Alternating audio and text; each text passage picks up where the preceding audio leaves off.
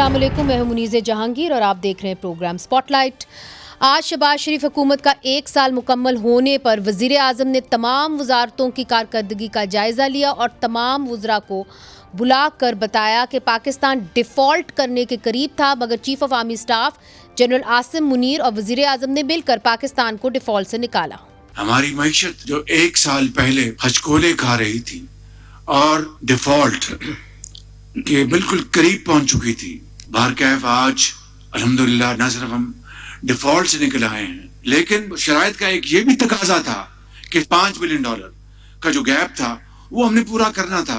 रातों रात तो ये मुमकिन नहीं था। $5 अरब कहाँ से लेके आते? तो एक ही तरीका था कि हम दोबारा दोस्त ममालिक के पास जाके कहते कि मेहरबानी करें, हमें ये गैप पूरा कर दें। मैं गया और chief army staff general Asim Munir गए। हम कुछ कहीं जगह हम अकेले गए, कई जगह हम इकट्ठे गए, तब जाकर ये गैप जो पूरा हुआ। इस मौके पर तमाम वज़रा ने कारकर्दगी पर प्रेजेंटेशन दी और वज़ीर ख़जाना ने बताया कि इस वक्त महंगाई की शरह कम तरीन सतह पर है, जो कि 1.5% है, जो कि मई 2023 में 38% पर थी।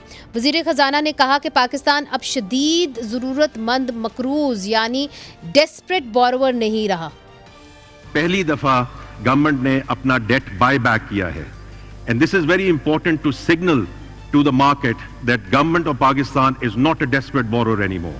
We will borrow, but we will borrow at our terms.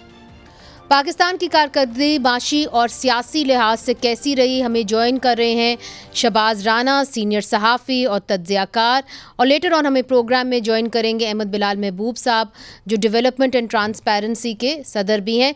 सबसे पहले शहबाज राना साहब, आप भी इसी तकरीब में मौजूद थे। मुझे ये बताइए कि वज़ीर आज़म ने जो कहा और वज़ीर ख़जाना ने ख़ास तौर पर कहा कि इन्फ्लेशन जो है वो ऑल टाइम लो पे है, 1.5%, मगर मैं और आप जब बाहर जाते हैं तो लोग तो महंगाई के रोने रोते हैं, तो ये महसूस क्यों नहीं हो रही आवाम को? जी बिस्मिल्लाहिर्रहमानिर्रहीम। मिस मुनीज़ा, हमारे यहाँ एक मिसकंसेप्शन है कि जब हम कहते हैं कि महंगाई जो है वो कम हो गई है तो लोग ये समझते हैं कि शायद कीमतें कम हो गई हैं। एक दो ऐसी अशिया ज़रूर होती है जिनकी कीमतें कभी कभार कम हो जाती हैं। अमूमी तौर पर जब ये कहा जाता है कि महंगाई जो है कम हो गई है, या महंगाई जो 9.5 साल की या 10 साल की कम तरीन सतह के ऊपर है, उसकी जो शरह है 1.5%, तो इसका मतलब ये है कि पिछले साल फरवरी 2024 में अगर कोई चीज़ 100 रुपये की थी ऑन एन एवरेज, वो इस साल फरवरी 2025 में 101 रुपये 50 पैसे की है। ये मजबूरी में बात कर रहा हूँ। अगर आप फर्दर आप इसमें नंबर्स को देखें, बहुत सारी ऐसी अशिया हैं जिनकी कीमतें अभी भी डबल डिजिट्स में बढ़ रही हैं। मैंने जो मेरी आज की खबर थी एक्सप्रेस ट्रिब्यून में, मैंने इसी चीज़ को जो एक डाइकॉटमी है, एक कॉन्ट्राडिक्शन है, हुकूमत जो बात करती है वो सेटिस्फेक्शन की बात करती है और लोग ये कहते हैं कि चीज़ें अभी भी महंगी। उसी चीज़ को मैंने अपनी स्टोरी में हाईलाइट किया और उसमें ये number Pakistan bureau of statistics की जो इन्फ्लेशन का बुलेटिन है उसके अंदर दिए हुए हैं। फॉर एग्जाम्पल, आपकी जो दालें हैं उनकी कीमतों में जो है वो तकरीबन 1/3 जो है इजाफा हुआ है। आपके जो गोश्त लोग खाते हैं उसकी कीमत में कोई 20% इजाफा हुआ पिछले साल के मुकाबले में। जो दूध है, डिब्बे वाला दूध, हुकूमत ने टैक्स लगा दिया था, उसकी कीमत में 21% इजाफा हुआ है। इसी तरीके से और जो किचन की अशिया हैं उनकी कीमतों में 20%, 30%, 25% इस तरीके से इजाफा हुआ है। तो ओवरऑल कुछ ऐसी चीज़ें होती हैं जिनकी कीमतें कम हो जाती हैं। मिसाल के तौर पर जो गंदम है और जो आटा है, चूँकि उस पर सूबाई हुकूमतों ने और वफाकी हुकूमत ने एक पॉलिसी डिसीजन लिया कि वो किसान से गंदम नहीं खरीदेंगे और ना ही एक इमदादी कीमत मुकर्रर करेंगे, तो जिसकी वजह से इन दोनों की जो कमोडिटीज हैं उनकी जो प्राइसेस हैं वो मार्केट में क्रैश कर गई। जो आपको अच्छा शहबाज साहब, फिर हमने देखा कि वजारत ख़जाना ने जो प्रेजेंटेशन दी, वज़ीर ख़जाना ने, उन्होंने ये कहा कि जी Pakistan is no longer desperate borrower. क्या ये वाकई में दुरुस्त परसेप्शन है कि एक जो डेस्परेशन आई हुई थी वो ख़त्म हो गई है बोरो करने की? देखिए, हालात पहले के मुकाबले में बेहतर तो ज़रूर हुए हैं। अगर हम कहें कि मुकम्मल ठीक हो गए, वो बात नहीं है। इसी मीटिंग के दौरान आप मौजूद थी वहाँ पे कैबिनेट की, जब प्राइम मिनिस्टर ने मुत्तहिदा अरब अमारात के रूलर का वाक़या सुनाया कि जब मेरी उनसे मुलाकात हुई तो उन्होंने तकाजा किया जी कि आपका पाकिस्तान ने $2 अरब देना वो ओवर ड्यू हो गए। ये प्राइम मिनिस्टर ने खुद बोला आज। तो उन्होंने आगे मेरे से फिर उन्होंने कहा जी कि प्राइम मिनिस्टर ने कहा कि उन्होंने मेरे से पूछा इसका क्या करना है, तो कहते हैं जी मैंने उनको आगे से कहा देख लें जो करना है। तो डेस्परेट बारोवर उस तरीके से अभी अब हैं। ऐसा नहीं है कि सब ठीक हो गया, $2 अरब हमने यूएई का वापस नहीं किया, उसने रोल ओवर कर दिया, $3 अरब दिसंबर में सऊदी अरब ने रोल ओवर कर दिया, इस मार्च के महीने में भी कुछ रोल ओवर्स होने हैं। तो जब आप डेस्परेट बारोअर नहीं होते तो आप जो है कर्ज जो है वो नहीं नया ले रहे होते बहुत एक्सपेंसिव टर्म्स के ऊपर। अभी भी पिछले महीने एक डील इनकी हुई है, इवन के जो सऊदी अरब वाली डील हुई है $1.2 अरब की, वो 6% शरह सूद के ऊपर वो पाकिस्तान ने वो सर्विस ली। हाँ, जो डोमेस्टिक मार्केट है, डोमेस्टिक में जो पहले जो सूरत हाल थी उस तरीके से सूरत हाल काफ़ी बेहतर है। डोमेस्टिक की हद तक फाइनेंस मिनिस्टर की बात ठीक हो सकती है, एक्सटर्नल की हद तक ये बात ठीक नहीं है। जी अच्छा, ये बताइए कि हुकूमत ने ये भी कहा है कि जी हम बिजली की जो बिल्स हैं उनको कम करना चाह रहे हैं, तो जो एक फॉर्मूला हुकूमत ने तय किया है क्या उसके ऊपर IMF का जो मिशन है वो मान जाएगा जो अब कंडीशन सेट करने आया है? देखिए, जो सरदार अवैस लगारी की प्रेजेंटेशन थी उसमें दो बुनियादी बातें कही उन्होंने बिजली की कीमतों को कम करने के हवाले से। एक, उन्होंने कहा कि अंडर कंसिडरेशन प्रपोजल ये कि जो टैक्सेस और ड्यूटीज़ लगी हुई हैं बिजली के बिलों के ऊपर, जो तकरीबन ₹5.80 फी यूनिट बनती है, ये बात उन्होंने वहाँ तो नहीं बताई, लेकिन जो मैंने इसके ऊपर एक स्टोरी की थी उसमें ₹5.80 फी यूनिट कीमत है। अब उसकी जो कॉस्ट है उसकी, ये IMF के पास गए थे तो IMF ने इनको कहा था आप ऑल्टरनेट कहाँ पे, जब आप ये ₹5.80 फी यूनिट कीमत कम कर देंगे उसका जितने भी पैसे बनते हैं, मुझे नंबर तो अब याद नहीं, वो अच्छा खासा बड़ा नंबर है जिसमें आधा पैसा सूबों को जाता है। तो उनका जी सूबों का जो शेयर है उसका क्या होगा, ऑल्टरनेट उनके पास क्या वसाइल आएंगे, कहाँ से आएंगे, आपके पास ऑल्टरनेट वसाइल कहाँ से आएंगे, तो उसका इनके पास जवाब नहीं था। दूसरी ये ऑप्शन ये जो इन्होंने वहाँ पे आज बताई दोबारा कि जो डेट सर्विसिंग है उसके अंदर कुछ सेविंग हो रही है। फॉर एग्जांपल अभी अगर हुकूमत इनको जो बिजली बनाने वाले कारखाने उनकी अदायगी नहीं हो रही, जिसको सर्कुलर डेट कहते हैं, तो उसके ऊपर डिलेड पेमेंट के ऊपर जो भी शरह सूद होती है उससे कोई 3-3.5% हुकूमत ज़्यादा उनको अदा करती है, कोई 15-15.5% आज भी इन अदारों को, इन जो पावर प्लांट्स इनको हुकूमत पे कर रही है। तो प्रपोजल ये है कि ये जो 15-15.5% जो हमको पे कर रहे हैं तो हम उनको कहें जी कि आप 6-7% पे हमें लेंड कर दें। अब ये इसके ऊपर बैंक्स मानती हैं या नहीं मानती बात की बात है, लेकिन अभी भी जो इलेक्ट्रिसिटी का बेस प्राइस है वो ₹35 है, वो कम नहीं हुआ, वो आज भी वहीं पे खड़ा हुआ है। हाँ, ये वाकई में बहुत ज़्यादा है। मगर देखिए एक बात जो वज़ीर आज़म ने भी की और फिर वज़ीर ख़जाना ने भी की, और वो ये थी कि जो स्टेट ओन्ड एंटरप्राइजेज़ हैं उनको हमें बेचना ही पड़ेगा। यहाँ तक कह दिया कि वज़ीर आज़म ने कि ये बॉटमलेस पिट्स हैं। फिर वज़ीर ख़जाना ने कहा कि हम इनको बर्दाश्त ही नहीं कर सकते। अब रियलिस्टिकली क्या स्टेट ओन्ड एंटरप्राइजेज़ को ये बेच भी सकते हैं? स्टील मिल का मामला भी वही है, PIA का मामला आपने देखा कि वो भी खटाई में पड़ चुका है। तो अब रियलिस्टिकली क्या स्टेट ओन्ड एंटरप्राइजेज़ ये बेच सकेंगे? देखिए, जो सरदार अवैस लगारी की प्रेजेंटेशन थी उसमें उन्होंने बताया कि हम 3 कंपनियों को अगले 1 साल में प्राइवेटाइज कर सकेंगे। 3 पावर डिस्ट्रीब्यूशन कंपनियों को अगले 1 साल की वो बात कर रहे हैं। जो मिस मुनीज़ा जो आपकी होती है निजकारी, ये हुकूमत के पहले साल में होती है, क्योंकि ये मुश्किल फैसले होते हैं, इसमें गवर्नमेंट के अनपॉपुलर होने का काफ़ी ज़्यादा चांस होता है। तो गवर्नमेंट की आपको पता है ओवरऑल जो पॉलिटिकल सूरत हाल है वो आप मेरे से बेहतर जानती हैं, लेकिन अभी भी अगर हुकूमत ये कह रही कि हम अगले 1 साल में कर लेंगे तो ये बहुत बड़ी बात होगी। मेरी जो मुतवक्के अब निजकारी के वज़ीर है वहीं पर मौजूद थे, अभी शायद अलीम खान साहब का पोर्टफोलियो चेंज हो जाए, हमें नहीं पता कब होता है, बट जो मुतवक्के अगले वज़ीर है निजकारी के, उनसे मैंने पूछा कि वो भी यही बात कर रहे थे कि वो करना चाह रहे हैं। तो मैंने उनको कहा था आप एक कर लेना, अगर 3 तो छोड़ दें, अगर एक आप पावर डिस्ट्रीब्यूशन कंपनी अगले 1 साल में प्राइवेटाइजेशन आपकी मुकम्मल हो जाए तो ये वाकई आपकी बड़ी कामयाबी होगी। जो ओवरऑल हालात हैं इन्वेस्टर्स का पाकिस्तान में उस तरीके से इंटरेस्ट नहीं है, डोमेस्टिक इंटरेस्ट जो इन्वेस्टर पाकिस्तान से बाहर जा रहा है, फॉरेन वाला जो आ नहीं रहा पॉलिटिकल इकोनॉमिक और सिक्योरिटी की सिचुएशन की वजह से, तो it will be very difficult to privatize these entities. नहीं, बिल्कुल आपने दुरुस्त कहा कि ये सारे जो मंसूबे हैं ये तभी मैच्योर होंगे जब यहाँ पे पॉलिटिकल स्टेबिलिटी हो। तो पॉलिटिकल स्टेबिलिटी को देखना बहुत ज़रूरी है, और पॉलिटिकल स्टेबिलिटी जो है वो सिक्योरिटी के साथ भी जुड़ी हुई है। तो इन दोनों मौजू के ऊपर हमने 2 सेगमेंट्स रखे हुए हैं। बहुत बहुत शुक्रिया शहबाज राना साहब, आपने हमें ज्वाइन किया। नाज़रीन, इधर एक वक्फा लेते हैं और वक्फे के बाद हम देखते हैं कि हुकूमत की जो सियासी कारकर्दगी है वो कैसे रही। वक्फे के बाद वेलकम बैक नाजरीन। आज शहबाज शरीफ साहब की हुकूमत को 1 साल मुकम्मल हो गया है, और 1 साल मुकम्मल होने पर उन्होंने तमाम वुज़रा को बुलाया और उनसे प्रेजेंटेशन ली, और उन्होंने बताया कि आज उनकी हुकूमत जो है वो ख़ासी स्टेबल है। इसलिए स्टेबल है क्योंकि इकनॉमिकली स्टेबल है, मगर उन्होंने ये भी कहा कि सियासी तौर पे भी हम अब स्टेबिलिटी की तरफ जा रहे हैं। अहमद बिलाल महबूब साहब ने हमें ज्वाइन किया है, Pakistan institute of legislative development and transparency के सदर हैं। बहुत बहुत शुक्रिया सर। आपने हाल ही में एक पेपर और रिपोर्ट भी निकाली जहाँ पर आपने इनकी कारकर्दगी को इवेल्यूएट किया है। अब 47 पीसेज ऑफ लेजिस्लेशन इन्होंने निकाले हैं। आप कहते हैं ये रिकॉर्ड हाई है। आप किससे आप कंपेयर कर रहे हैं? इमरान खान साहब की हुकूमत से? चूँकि आपको याद होगा कि उधर भी एक दिन के अंदर 100 से ज़ायद बिल जो है वो निकाले गए थे।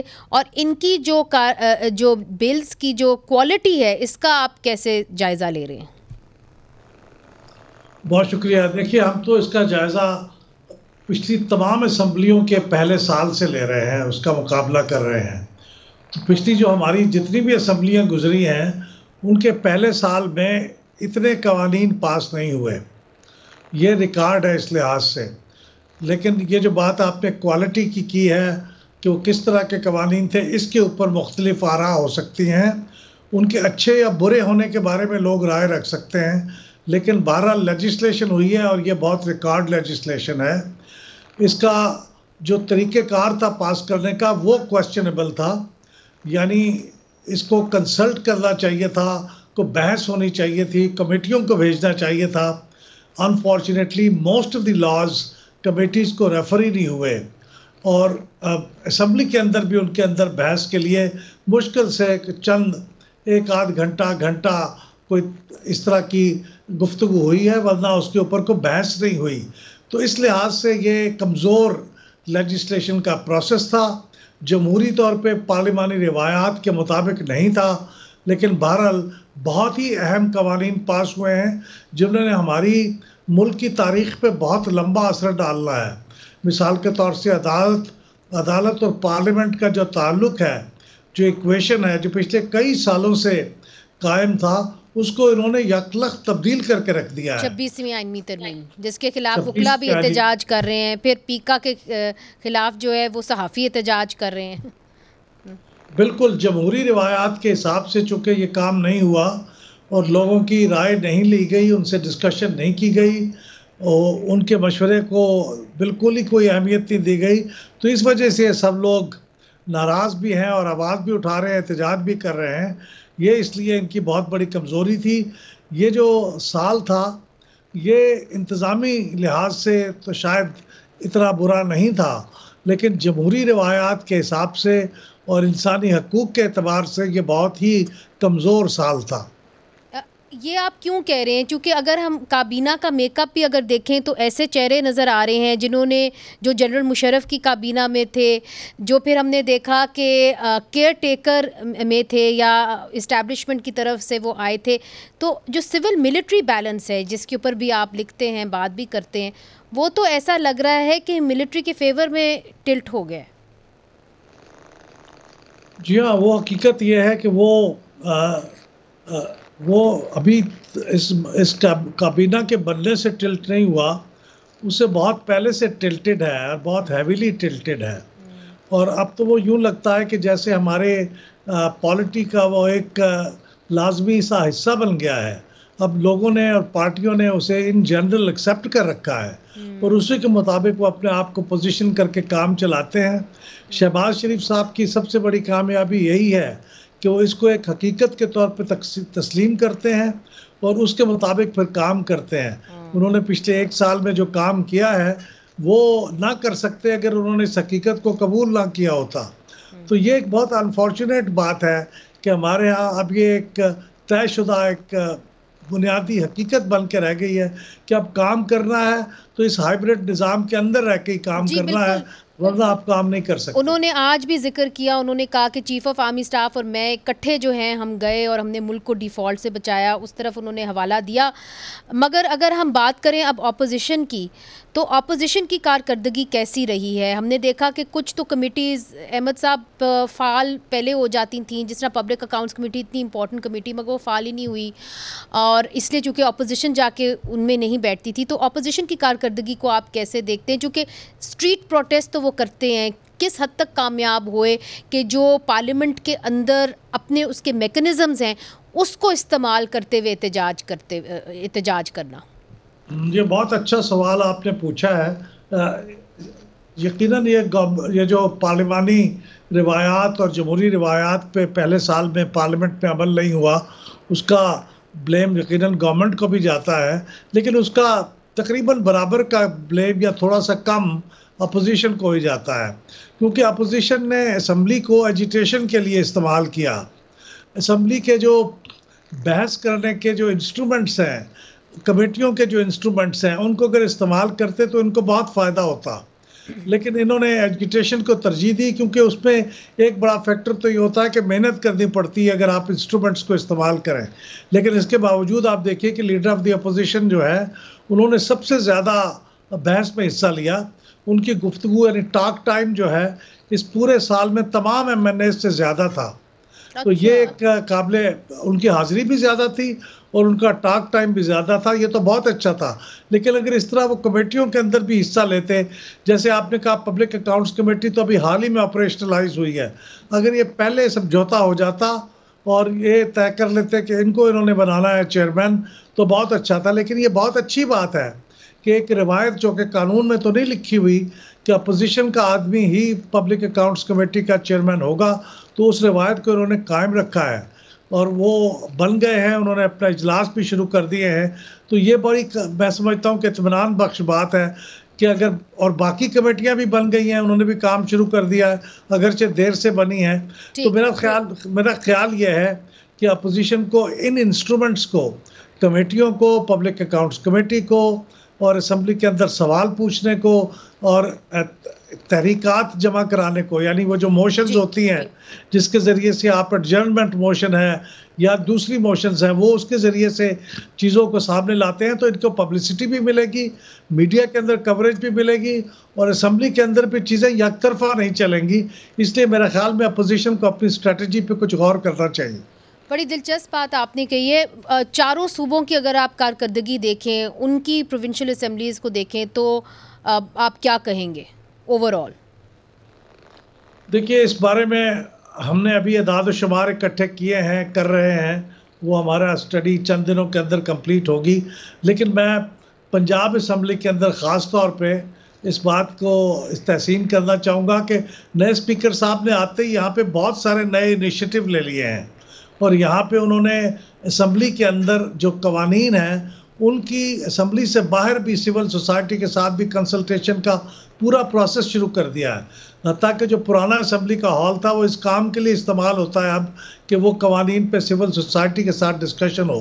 तो ये बहुत अच्छी बात है। उन्होंने वहाँ पे बहुत से, ख़ासतौर पर लोकल गवर्नमेंट का कानून पे डिस्कशन हुई है। लेकिन जो बड़ी नाकामी है अभी तक वो ये है कि पंजाब असम्बली ने, और ये असम्बली की नाकामी नहीं है, यह बेसिकली हुकूमत का फेलियर है कि उन्होंने लोकल गवर्नमेंट का कानून अभी तक नहीं पास किया। एक साल खत्म हो गया है, लोकल गवर्नमेंट का कानून वैसे के वैसा पड़ा हुआ है, उसके ऊपर इलेक्शन कमीशन ने भी अभी तब्दील की है, लेकिन उसके ऊपर प्रोग्रेस ना होने के बराबर है। जी, और अगर आप बलूचिस्तान असम्बली की तरफ देखें तो आप क्या कहेंगे, अगर आप कहना चाहें तो, अगर आपके दादोशुमार मुकम्मल हैं? बलूचिस्तान असम्बली के बारे में मैं इतना कहना चाहूँगा कि वो इन चारों असम्बलियों में वाहिद असम्बली है जिसने एक साल के मुकम्मल होने पे खुद अपनी रिपोर्ट खुद जारी कर दी है 2 दिन पहले। ये मैं समझता हूँ बाकी असम्बलियों को इस मिसाल को फॉलो करना चाहिए, उनको भी अपनी अपनी रिपोर्ट जारी करनी चाहिए। तो बलूचिस्तान असम्बली में पिछले 1 साल में इम्प्रूवमेंट हुई है उनकी कारकर्दगी में, जो पहले बहुत कमज़ोर रहती थी, तो इसलिए उनकी भी तहसीन मैं करना चाहता हूँ कि बलूचिस्तान असम्बली ने भी काम किया है और अपनी रिपोर्ट भी दी है। अब मुशावरत के अमल पे क्या कहेंगे, क्योंकि वहाँ पे यही शिकायत रहती है कि जी जो बलोच सियासतदान हैं, ख़ास तौर पे जो हुकूमत में हैं, वो मुशावरत नहीं करते सिविल सोसाइटी के साथ। तो मुशावरत तो दूर की बात, उनसे तो जेलें भरी हुई हैं बलोच सियासतदानों ने वहाँ पे। देखिए, वो जो असम्बली से बाहर सियासतदान है या जो एक्टिविस्ट हैं, उनकी बात तो अलग है। उसमें मैं समझता हूँ कि हमारे सियासतदानों के हाथ खुले हुए नहीं हैं, कि वो आज़ाद नहीं है पूरी तरह से कि वो क्या किससे कब बात कर सकें। लेकिन जो असम्बली के अंदर अपोजिशन है, उससे तो बहुत ही क्लोज मशावरत रहती है और उनको साथ लेके चल रहे हैं। ये बलूचिस्तान असम्बली की ख़ास बात है। और जिस तरह पंजाब असम्बली में भी स्पीकर अपोजिशन को बहुत साथ लेके चल रहे हैं तमाम मुखालफतों के बावजूद भी, बलूचिस्तान में भी ये रिवायत मौजूद है। ठीक है, बहुत बहुत शुक्रिया अहमद बिलाल महबूब साहब। It's always fascinating speaking to you. बहुत शुक्रिया, आपने अपना कीमती वक्त हमें दिया। नाजरीन, इधर एक छोटा सा वक्फा लेते हैं। वक्फे के बाद पाकिस्तान की सिक्योरिटी सूरत हाल पर भी बात करनी है, चूँकि आज शहबाज शरीफ साहब वज़ीर आज़म ने कहा कि जो पाकिस्तान की मईशत है वो तब तक बेहतर नहीं हो सकती जब तक दहशत गर्दी का जो ये जिन है इसको काबू ना पाएँ। इस पर बात करेंगे वक्फे के बाद। वेलकम बैक नाजरीन। ये मनाजिर पाक अफगान तुरखम बॉर्डर के हैं, जहां मुसलसल 2 रातों से पाकिस्तानी फोर्सेस और अफगान तालिबान के दरमियान फायरिंग का तबादला हो रहा है। इस कशीदगी की वजह है अफगान तालिबान के जानिब से तुरखम सरहद के करीब चेक पोस्टों की तामीर, और इसी वजह से पाक अफगान सरहद पर हर किस्म की आमदोरफ्त जो है वो 21 फरवरी से बंद है।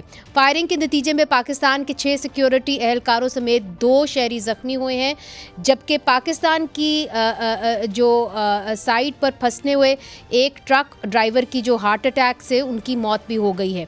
अफगान तालिबान के मुताबिक अफगानिस्तान में भी फायरिंग से 1 तालिबान मारे गए हैं और 2 ज़ख्मी हैं।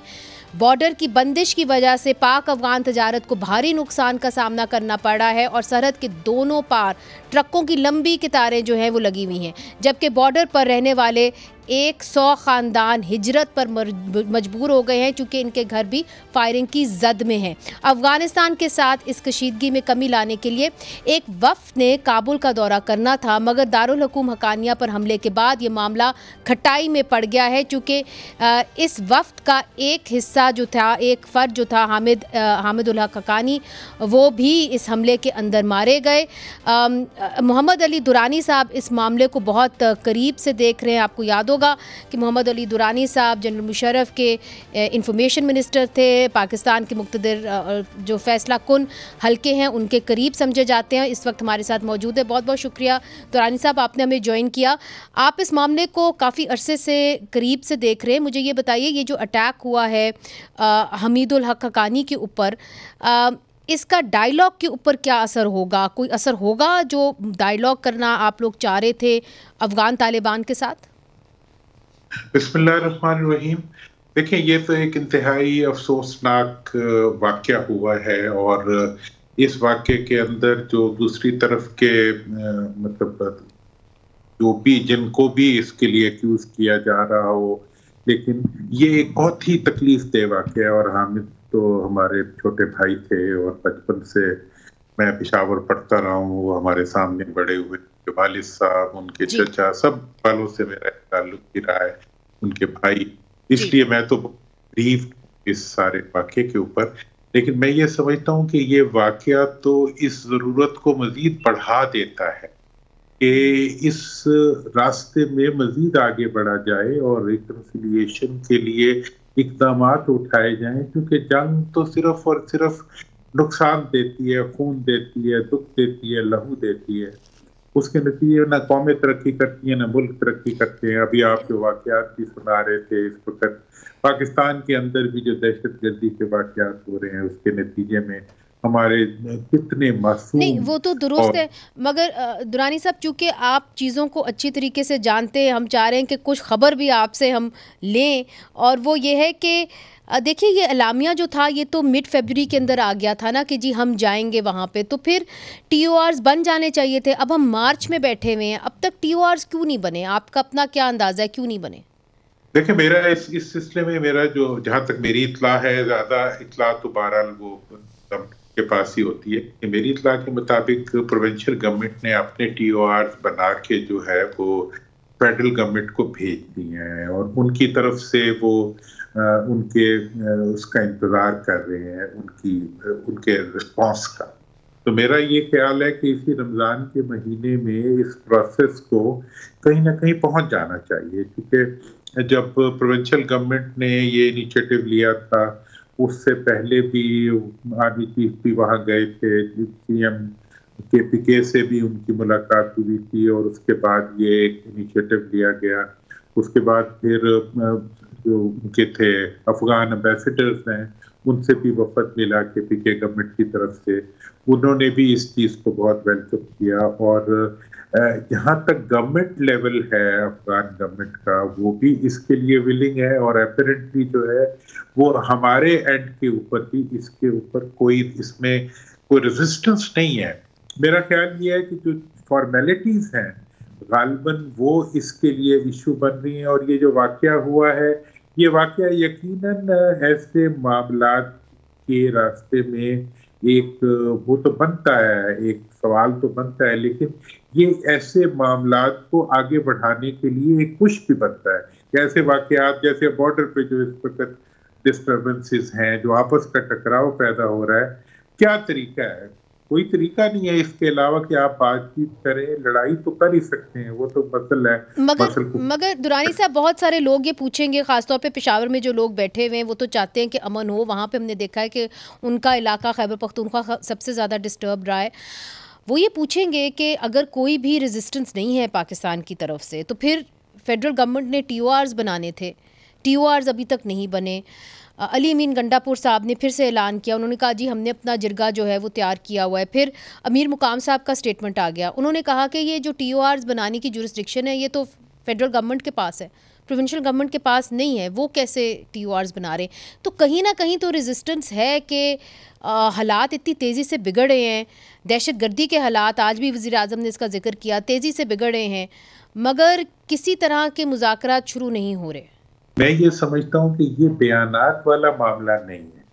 ये जो है किसी को ऊंचा और किसी को नीचा दिखा, कौन क्या क्या कुछ पाकिस्तान में नहीं हुआ। अभी CM पंजाब गई हैं चाइना में, इससे पहले टर्की के साथ प्रोविंशियल गवर्नमेंट पंजाब की ने डील्स की हैं, और बाकी भी मैं ऐसे हजारों वाकयात गिना सकता हूँ। और अब तो 18th अमेंडमेंट के बाद तो बाकायदा सूबे जो है वो अपनी बिजनेस के रिलेटेड एक्टिविटीज भी कर सकते हैं। लेकिन ये मेरा नहीं ख्याल कि ये सूबाई और मरकज के कोई अख्तियारात का इशू है। ये तो एक ऐसा इशू है जो कि कौमी इशू है, और कौमी इशू के अंदर हमआंगी है, और इसके अंदर होनी चाहिए हमआंगी। और मैं तो गैर जिम्मेदाराना बयानात गुजरा से तो मैं ये दरखास्त करूंगा कि मतलब मीडिया इसलिए नहीं होता कि हर चीज को बिगाड़ा जाए, मीडिया इसलिए भी नहीं होता कि सिर्फ आग लगाई जाए, मीडिया इसलिए होता है कि उसके जरिए आवाम को एजुकेट किया जाए। एक तरफ तो पीका आ रही है और दूसरी तरफ जो है वो इस किस्म के गैर जिम्मेदाराना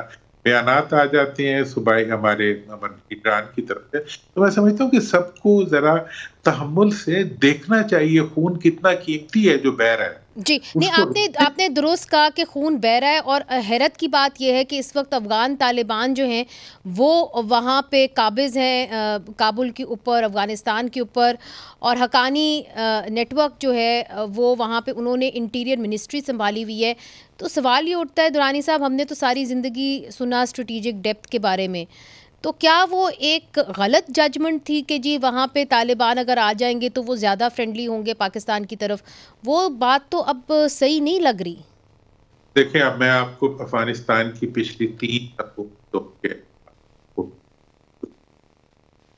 हर हुकूमत के अंदर जो है वो कोई ना कोई रेजिस्टेंस नजीब से शुरू हो जाए। जब अभी भी रिसेंटली जो पिछली भी गवर्नमेंट के अंदर भी देखे जी, मतलब एक वो रहे हैं इरिटेंट्स रहे हैं, फिर इंटरनेशनल फोर्सेस वहाँ काम करती हैं। वहाँ पे आप अगर काबुल के अंदर देखें तो एंटी पाकिस्तान फोर्सेस जो है वो मीडिया में बहुत एक्टिव है, मगर सब कुछ है। इस वक्त तो हुकूमत तो उन्होंने संभाली हुई है ना इस वक्त। ये तो हम तब कह सकते थे जब नॉर्दर्न अलायंस की गवर्नमेंट हुई, या कि हामिद कारजाई की गवर्नमेंट हुई, या कि उनके बाद जो आए उनकी गवर्नमेंट हुई। तो फिर अब तो वहाँ पे अफगान तालिबान है, हकानिया नेटवर्क जो है वो खुद दारुल हुकूम हकानिया से ही निकल के गया हुआ है। तो अब स्ट्रेटेजिक डेप्थ जो है उसका क्या हुआ, उस थ्योरी का? हाँ, मैं तो ये समझता हूँ कि जी ये अटर फेल्योर है हमारे फॉरेन ऑफिस। एक ऐसा मुल्क जिसके इस वक्त वहाँ जो हुकूमत है उनमें से शायद ही कोई फर्द हो जो पाकिस्तान में ना रहा हो, शायद ही कोई ऐसा फर्द हो। अब वहाँ के लोगों से जब हम मिलते हैं वो उर्दू ऐसे बोलते हैं जैसे हम लोग बोल रहे हैं, कोई एक यूनिवर्सिटी का पढ़ा हुआ है, कोई दूसरी यूनिवर्सिटी का पढ़ा हुआ है। मतलब इतनी डीप आपकी उनके साथ कनेक्ट होने के बावजूद जो है आप एक ऐसे डिस्कनेक्ट में आ गए हैं कि आप डायलॉग के बारे में भी आपके अंदर वो पाई जाती हैं मतलब रिजर्वेशंस पाई जाती हैं। तो मैं इसके ऊपर बहुत बात कर सकता हूँ, लेकिन मैं करने से थोड़ा रुकता इसलिए हूँ कि हमने तो कोशिश करनी है कि बात को ठीक किया जाए, जो भी है, जहां भी है, जिसकी भी हुकूमत है, जिस ओहदे पे भी कोई है, ठीक कर रहा है, हमने उसमें से सही निकालने की कोशिश कर। तो ये वक्त ना होना, मैं समझता हूँ कि हमारा भी फेल्योर है। और अगर निगोशिएशन होगी, डायलॉग होगा, अमन होगा, तो दोनों मुल्कों का फायदा। और मैं आपको ये बताऊं, इंटरनेशनल डेवलपमेंट्स जो हुई हैं इस वक्त, अमेरिका में आने वाली तब्दीली जो है, वहां से एस्टैब्लिशमेंट थोड़ा सा पीछे हट गई है। अब वहां पे पॉलिटिकल कंटेंट बढ़ता जा रहा है, उसकी वजह से आपको सपोर्ट मिल सकती है दुनिया में रिकंसिलिएशंस के लिए और आगे बढ़ने के लिए। और अब ऐसे That's a very good point. Thank you, Mohammad Ali Durrani साहब, फॉर योर आपने बड़ा अपना कीमती वक्त हमारे लिए निकाला, और हमारी नज़र जो है इस खबर के ऊपर रहेगी, और मुझे पता है कि आपकी नज़र भी इसी खबर के ऊपर है और आप भी इसी के ऊपर काम कर रहे हैं। तो जैसे मामलात आगे बढ़ेंगे हम आपसे फिर से रब्ता करेंगे। नाज़रीन, आज के लिए इतना ही। मुनीज़ जहांगीर को इजाज़त दीजिए। खुदा हाफिज़।